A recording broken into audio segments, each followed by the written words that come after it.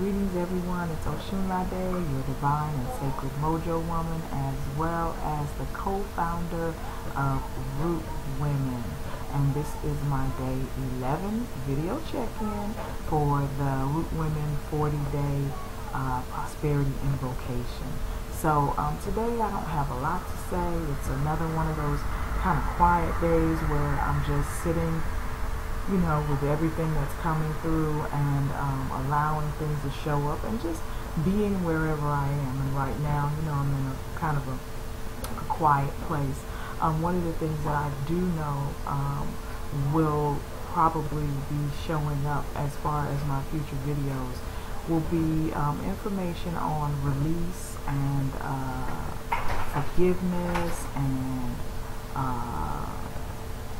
removing blockages and shifting consciousness as it relates to ourselves, as it relates to our ancestral legacy, as it relates to intergenerational trauma, and as it relates to how we are able to actually shift consciousness for future generations. That is really weighing heavy on me, and it's really interesting, and heavy not in a bad way. I'm just saying that it's showing up and it's saying, hello, I'm here, and we need to talk about this, and you need to share with people about sacred ancestral connection, communion, release, celebration, anointing, accessing, okay? And so, and it's an interesting pattern of thoughts, because to me it fits right in with the other concepts that I keep seeing manifesting themselves, which are related to release, related to relationships, related to letting go, related to forgiveness, you know, but relationships and release and relationships. And so now it's like, okay, yes, that is part of it. Now let's expand, you know, let's continue to expand and recognize how other lifetimes and other experiences and people who have moved on also play a role in release, also play a role in forgiveness, also play a role in relationships, and it also, you know, therefore plays a role in whether or not we're blocking the flow. It also plays a role in our physical health, our financial well-being, our emotional well-being. So all of these things are coming up. So I look forward to whatever that is that we're sharing, that I will be sharing, and that we will be, you know, vibing off of each other on, based on what Spirit has for me and what Spirit is wanting me to share. Just one last thing on that note that I thought was so interesting. Just as I got through with the journaling part of the 11-day invocation and prosperity process, right after we had got, you know, right after we did our affirmation, did our meditation, and then did our journaling, it was interesting as I was ready to shift into my next phase of my day that I looked on the bookshelf, and I have so many books on that bookshelf, but my eyes immediately went to this book by Catherine Ponder called Open Your Mind to Receive. And I thought that was so interesting in a lot of ways, because it was like, pick the book up. You know, the thought was, pick the book up. And what was also interesting about it is Catherine Ponder is the author of the #2 book on our reading list for this prosperity invocation process, The Dynamic Laws of Prosperity. But, you know, we weren't using this book. We were using Open Your Mind to Receive.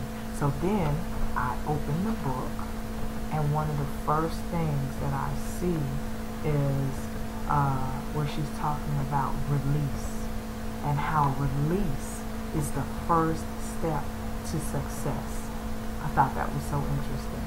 Release is the first step to success, you know. And I have that video where I talk about forgiveness, and I talk about relationships, and I talk about removing the blocks Many people say that if you are having problem manifesting prosperity or manifesting some type of lifestyle that you would really like, and it doesn't seem to be working for you, to see who it is you need to forgive. So, like she says stuff about letting go brings family freedom, and in this book she talks about different ways that people invoke or allow release to bring them freedom, and allow letting go of things to bring them freedom. And I just wanted to read really quickly, hopefully you can hear me over my babies, at the end of one of her chapters where she talks about your gift of release. That's the name of the chapter, and it's in the book Open Your Mind to Receive. The summary says, number 1, you have the gift of release to use on the mental, emotional, and physical planes of life. 2, the act of release is one of the most effective ways to open your mind to receive. It frees you from tightness, tension, and grasping. 3, release is a priceless gift because it is twofold. It eliminates error from your life, then it expands your good. 4, that which still belongs to you is never lost through release. Instead, your expanded good is much freer to move into your life. Speak the word often that the Christ mind or super consciousness within you is releasing that which is no longer for your highest good. Your spiritual mind is filled with universal intelligence that knows what should be released. Speaking the word of release in this way activates it to work for you. Number 6, the subconscious activity of the mind releases that which has bothered you most. The superconscious activity of the mind also responds when called upon for help through release. Number 7, along with speaking words of release, you should also write out that which you wish to eliminate from your life. 8, you may even wish to make a forgiveness list. I talked about that the other day. You may even wish to make a forgiveness list and bless and release those names on it every day. To forgive means to give up. It is one of the most powerful forms of release.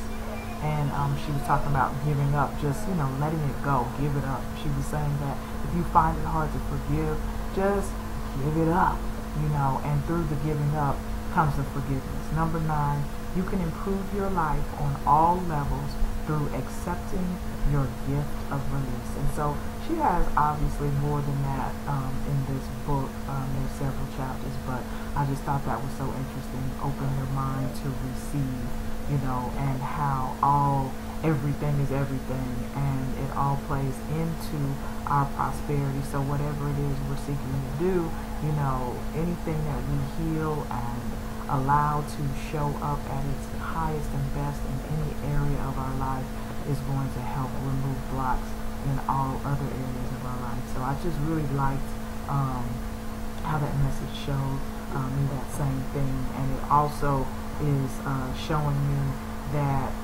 because this is like a favorite passion of mine, is to help people remove blocks and remove releases. It's also, a good opportunity for me to share again that if you are feeling like you are stuck or blocked in any area of your life, I would be glad, I would be honored to work with you, coaching with you. It would be a fusion of spiritual tools and techniques, as well as affirmative prayer, and as well as any kinds of ritual aspects that may come up. Again, I am really moving towards incorporating ancestral healing within my processes that I do with other people. I would really like to share with you some of the things that I do and help you in your process so that we can shift consciousness together.